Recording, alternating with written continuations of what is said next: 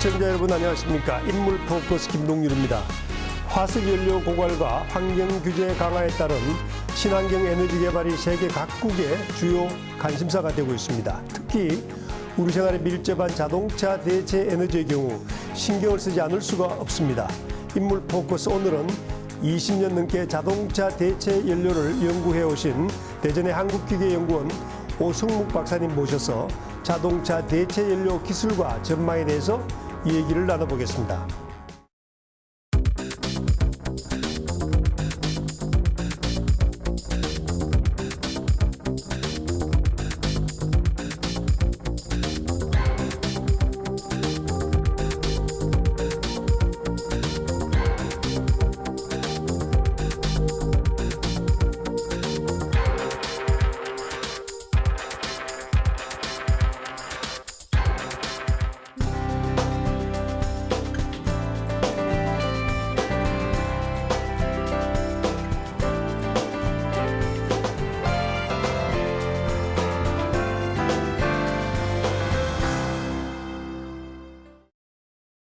오 박사님 귀한 시간 고맙습니다. 네, 안녕하세요. 네, 자동차 분야에서는 뭐 내공이 상당하다고 들었습니다만 아무래도 시청자들에게는 생소할 텐데 스스로 한번 멋있게 소개해 보시죠. 예.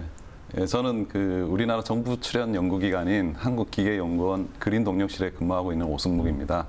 저는 20년 넘게 자동차 엔진 연료 관련된 연구를 해왔고요. 최근에 특히 대체 연료에 관한 연구를 많이 하고 있습니다.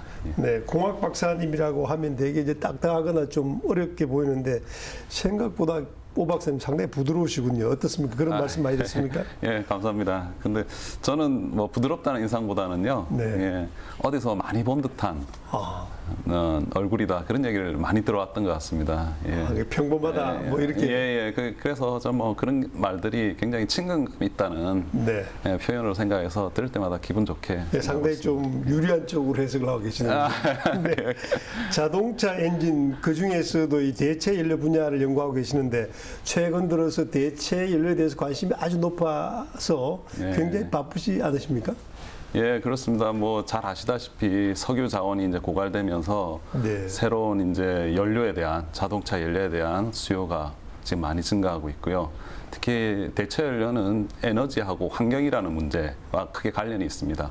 두 가지 문제는 특히 우리 공공성 있는 그 화제이기 때문에 특히 저희 정부 출연 연구소에서의 일들이 많아지고 있습니다. 그래서 많이 바쁜 편입니다. 네, 자동차 엔진 특히 대체 에너지에 대해서 특별히 관심을 가지게 된 계기가 있습니까? 예, 자동차는 기계 산업의 꽃이라고 할 수 있습니다. 특히 자동차에는 여러 가지 첨단 기술이 많이 들어가 있기 때문에 상당히 우리 생활에서 많은 편리함을 주기도 하지만은 최근에는 이제 자동차가 환경 문제, 에너지 과소비, 대기 오염, 뭐 지구 온난화 이런 문제에 굉장히 심각한 원흉이라는 말을 들을 정도로 사회에 많은 고민을 주고 있습니다. 그러던 차에 이제 그런 대체 연료를 이용하면은 그런 에너지 문제라든가 환경 문제를 동시에 해결할 수 있지 않을까. 그런 생각을 가지게 됐고 그때부터 대체 연료에 대한 연구를 꾸준히 해왔습니다. 네, 상당히 흥미있는 주제군요. 본격적으로 최근에 오 박사님이 개발하신 기술에 대해서 조금 얘기를 나눠보겠습니다. 자동차에서 뿜어나온 유해가스를 무려 90% 이상 줄일 수 있다. 그런 기술을 개발했다고 하는데 화면이 준비되어 있는데 화면을 보시면서 시청자들에게 좀 쉽게 한번 설명해 주시죠. 이 화면이군요. 이 보시는 게 제가 일하고 있는 연구동 그림이고요. 이게 나오는 게 이제 제가 일하고 있는 실험실입니다. 이번 연구와 관련된 실험실이고요. 보시는 지금 엔진이 바이오 디젤을 이용한 저온연소 엔진 기술을 연구하고 있는 엔진이 되겠습니다. 보통 저온연소라 그러면은 단어에서도 의미하는 바와 같이 낮은 온도에서 연소를 시키는 기술입니다. 일반적으로는 고온연소가 이루어지고 있는데 이 저온연소를 하게 되면은 디젤 엔진 같은 건 효율이 높지만은 매연과 질소산화물이 많이 나옵니다. 그렇지만 저온연소를 하게 되면은 90% 이상 매연과 배기가스를 줄일 수 있는 그런 특징이 있습니다. 일반적으로 매연과 같은 나쁜 오염 물질을 줄이기 위해서 엔진에서는 배기 정화 장치를 사용하는데요. 네. 본 기술을 적용하게 되면은 값이 싼 배기 네. 정화 장치라든지 아니면 네. 배기 정화 장치 없이도 네. 매연이나 다른 오염 물질들을 크게 줄일 수 있는 그런 장점이 있습니다. 그 바이오 디젤 연료를 이용한 이 저온 연소 굉장히 듣고 보니까 굉장히 획기적인데 예. 이게 우리나라에서는 이번에 처음인가요? 기술 개발이? 예, 그렇습니다. 지금 선진국에 비해서는 우리나라는 굉장히 그 연구가 미흡한 편이고요. 네. 예, 특히 바이오 디젤을 이용한 저온연소 엔진 기술은 제가 처음으로 연구를 시작했습니다. 이게 우리나라에서 처음인가 아니면 세계에서 처음인가요? 뭐 거의 세계에서 처음이라고 보셔도 되겠습니다. 그렇군요. 예.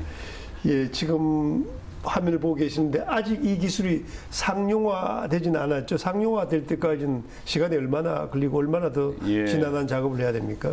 미국 에너지성 같은 경우에는 예측할 때 한 2020년 정도에 네. 상용화가 가능할 거로 판단을 하고 있습니다. 네. 우리나라도 그때까지 기술 개발을 해서 네. 시장 경쟁력을 확보해야 되는 네. 그런 숙제를 안고 있고요. 네. 그리고 이제 그 기술이 개발이 되면은 네. 아마 디젤 자동차들은 거의 네. 저온연소 엔진을 사용할 거라고 예측을 하고, 그쪽으로. 네. 하고 있습니다. 오 박사님 말씀 들으니까 우리나라 기술 수준이 거의 미국과 뭐 비슷하게 일단 나가겠다 뭐 그런 짐작을 해도 되겠군요. 예, 그래야 되겠죠. 예. 네, 네. 오 박사님 그리고 차세대 LPG 엔진 기술의 경우에 자칫 이게 사장될 뻔했는데 민간 네. 기업이 적극적으로 지원해서 수출의 판로를 열었다 뭐 그런 얘기도 나오고 있는데 예. 조금 설명해 주시죠. 예, 뭐 LPG 자동차 연구는 한 10년 전 이상의 네. 이상 전에 저희가 연구를 한 내용입니다. 그 당시에 LPG 자동차는 상당히 냄새도 나고 네. 힘도 딸린다는 그런 통설이 있었습니다. 네. 그런데 저희가 차세대 LPG 엔진을 개발하면서 네. 예, 그런 문제들을 완전히 해결을 했습니다. 네. 예, 해가지고 요즘 나오는 차들은 그 최신 기술이 거의 적용이 되고 있고요. 근데 네. 이제 불행히도 우리나라에선 천연가스 위주의 그 정책을 썼기 때문에 네. 이게 상용화되는데 많은 어려움이 있었던 거는 사실이고요. 네. 예, 하지만 지금 우리나라가 LPG 자동차가 250만 대 정도 됩니다. 네, 네. 세계 3위의 숫자인데요. 그 정도로 LPG 자동차가 많이 활성화돼 있고 그리고 기술 면에서는 오히려 세계 최고의 기술을 저희가 보유하고 있습니다. 오 박사님 굉장히 중요한 말씀하셨는데 그래도 일반인들은 LPG 차는 힘이 딸린다 이렇게 생각하는데 지금 오 박사님 말씀은 예. 그게 전혀 사실과 다르다 이렇게 이해됩니까? 예, 지금 나오는 LPG 차들은 네. 거의 그 휘발유 차나 동등한 출력이나 운전성을 네. 가지고 있습니다. 아 그렇군요. 그런데 예. 우리가 택시를 타면은 대개 기사분은 LPG 차라서 힘이 딸린다 이렇게 얘기를 하지 않습니까 주로? 예, 뭐 그거는 이제 과거의 얘기고요. 네. 지금 아마 요즘 물어보시면은 네. 예, 그렇게 대답 안 하실 겁니다. 아 오늘 뭐 이 방송을 보시는 시청자분들 택시 탈 때 예. 한 번씩 예. 물어보고 확인을 해보셔야 해봐야 돼요. 예. 되겠군요. 네. 예.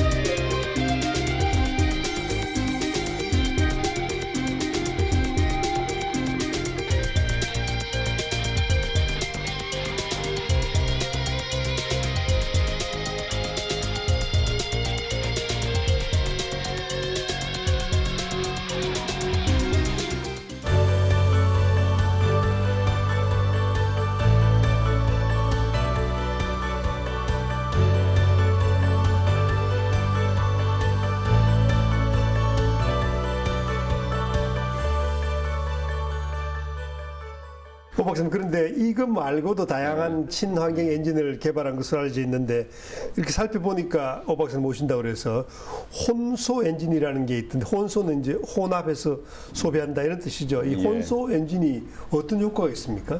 예, 일반적인 디젤 차들은 100% 디젤 연료를 사용을 합니다. 근데 네. 혼소 엔진은 디젤은 20%만 사용하고 나머지 80%는 천연가스 연료를 사용하게 됩니다.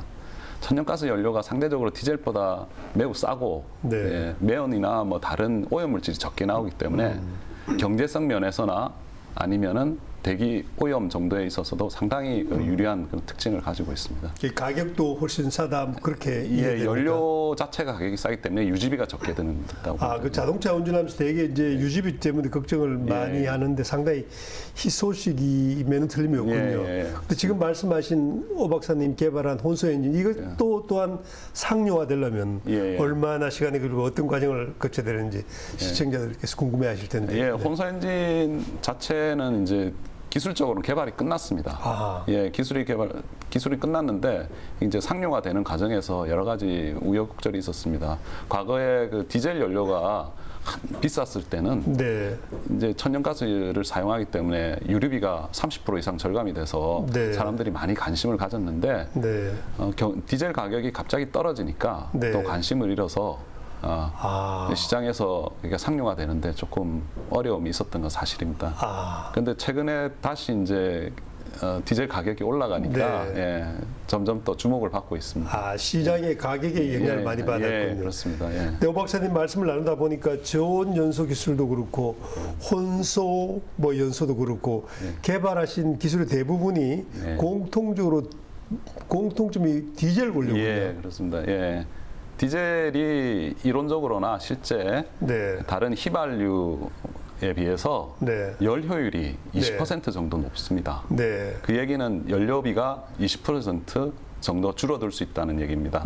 그래서 디젤은 이제 여러 가지 그런 경제적인 이득에도 불구하고 매연이나 다른 오염물질이 많이 나와가지고 소음도 나고 그래서 일반인들이 많이 싫어했습니다. 그런데 최근에는 기술들이 많이 좋아져가지고 고급차에서 오히려 더 많이 디젤 엔진을 사용을 하고 있습니다. 특히 수입되는 차들에서 많이 볼 수가 있고요.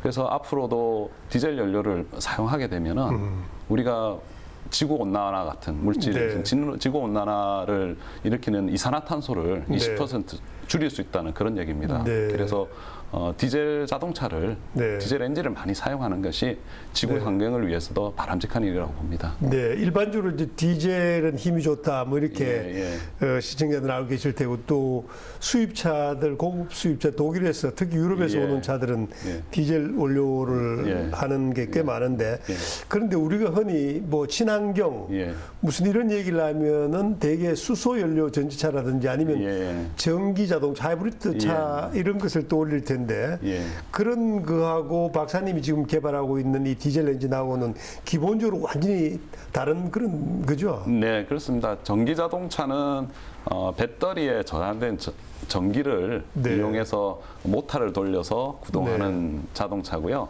수소 연료 자동차도 저장하고 있는 수소 연료를 이용해 가지고 전기를 발생시켜서 모터를 구동하는 그런 차입니다. 제가 개발하고 있는 엔진은 주로 이제 내연기관이고요. 그 내연기관은 연료를 태워서 그것으로부터 에너지를 얻어서 동력을 얻는 그런 차가 되겠습니다.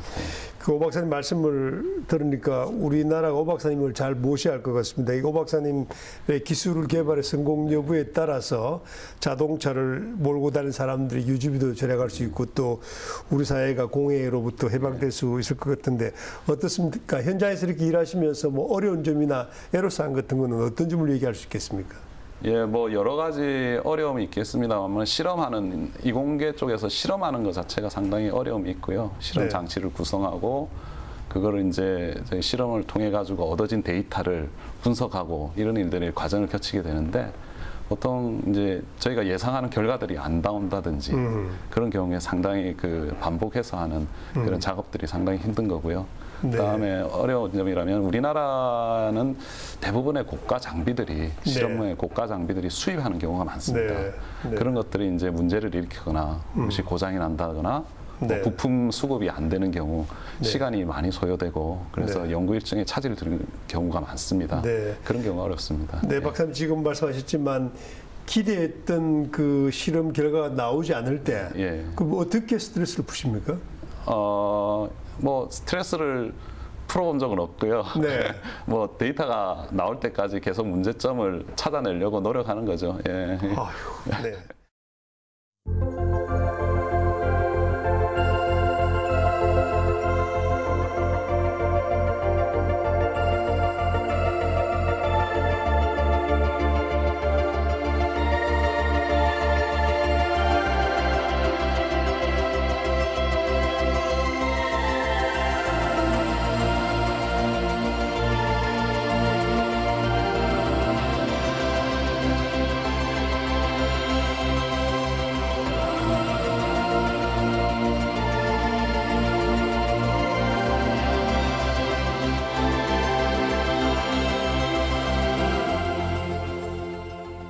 자, 박사님 이 분야의 전문가이시니까 몇 가지만 좀 시청자분들께서 궁금해 하실 거 여쭤보겠습니다.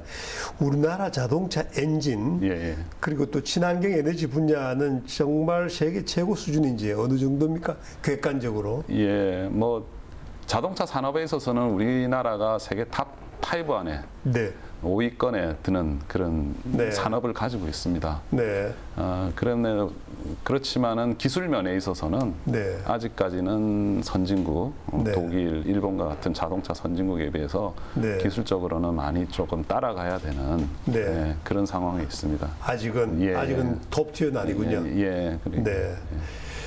하나 더 여쭤보겠습니다. 최근에 대체 에너지로 이제 세일가스가 아주 각광을 받고 있는데 우리나라의 경우는 그 친환경 대체 에너지 개발 어떤 방향으로 가야지 가장 바람직하다고 생각하시는지? 예, 셰일가스 말씀도 하셨지만은 셰일가스가 주 성분이 메탄이거든요. 네. 메탄인데 메탄은 우리가 사용하고 있는 천연가스입니다. 네. 천연사에서의 주 성분이고 하고요. 우리나라는 자원 자체가 지금 상당히 뭐 거의 90% 이상의 그 에너지를 수입하기 때문에 자원이 없고 이번에 나온 셰일가스도 우리나라의 존재 여부가 아직 확인되지 않는 그런 상황에 있습니다. 그래서 자동차용이라든지 에너지 면에 있어서 우리는 뭔가 그 에너지 위기에 대응할 수 있는 능력이 상당히 떨어진다고 볼 수 있습니다. 그래서 에너지 개발 면에 있어서는 대체연료 개발에 있어서는 저희가 좀 다각적인 다원화된 그런 에너지 포트폴리오를 가지는 게 중요하지 않을까 그렇게 생각합니다. 네. 여 박사님 지금 대체 에너지 개발이 중요하다 이 말씀을 잠깐 하셨습니다만은 조금 더 구체적으로 일목요연하게 한 번 더 정리를 해주시면 어떨까요? 예, 대체 에너지는 두 가지 측면에서 중요한 의미를 가지고 있습니다. 첫 번째는 에너지 안보 측면에서 의미를 가지고 있고요. 두 번째는 환경 보전의 측면에서 중요한 의미를 가지고 있습니다. 첫 번째 에너지 안보의 같은 경우는 우리나라는 석유 자원이 없습니다. 에너지 자원이 없는 나라이기 때문에 대체 연료를 통해 가지고 우리가 에너지 위기에 대응할 수 있는 그런 준비가 되어 한다는 점에서 굉장히 중요하고요. 두 번째 대체 연료는 우리가 지구 온난화 문제, 그러니까 미래에 우리 세계가 좀 더 평안할 수 있는 그런 사회를 준비하기 위해서는 이런 대체 연료를 통해 가지고 자연재해나 환경오염으로부터 대비할 수 있는 그런 준비가 필요한 면에서 중요한 의미를 갖는다고 생각합니다. 네, 그렇군요. 오 박사님 마지막으로 사실 일반인들은 하루빨리 화석연료를 대체할 그런 대체 에너지가 쏟아져 나와서 제발 좀 자동차 유지비를 줄여야 되겠다 뭐 이런 기대를 하고 있을 텐데 아주 솔직하게 말씀을 해주시면 좋겠는데 정말 그런 날이 그러니까 보통 사람들이 자동차 유지 걱정을 안 하고 탈 수 있는 그런 대체 에너지가 상용될 날이 언제쯤 올 것 같습니까? 그리고 그런 걸로 이른바 고유가 시대라든지 에너지 부족 국가의 어떤 한계를 뛰어넘을 수는 있는가요? 예, 조금 전에 그 사회자님께서도 전기 자동차, 수소 연료 자동차에 대해서 말씀하셨지만은 그동안 지금까지는 그동안 연구한 결과를 분석해 볼 때 지금까지는 아주 확실한 대안은 없는 것으로 보입니다. 그래서 앞으로 상당 오랜 기간 동안은 지금 사용하고 있는 디젤이나 휘발유 자동차를 사용하게 될 것 같고요. 그래서 대체 연료를 개발을 통해 가지고 그런 이제 미래에 언젠가는 수소나 전기 자동차가 같이 사용될 그런 날이 있겠지만은 당분간은 에너지 효율을 높이고 친환경적인 차를 만들고 그런 것들이 더 중요할 거로 생각합니다. 저도 그 방면에 있어서 계속적으로 노력을 하겠습니다. 저도 자동차에 그 가솔린을 넣을 때마다 가득 넣어본 지가 지금 삼삼합니다. 아무래도 유가 부담 때문에 그럴 텐데 그 오 박사님 같은 분이 좀 제2, 제3 많이 나와서 우리나라 국민들이 이런 자동차 유지비 걱정에서 벗어났으면 좋겠습니다. 오늘 좋은 말씀 고맙습니다. 감사합니다.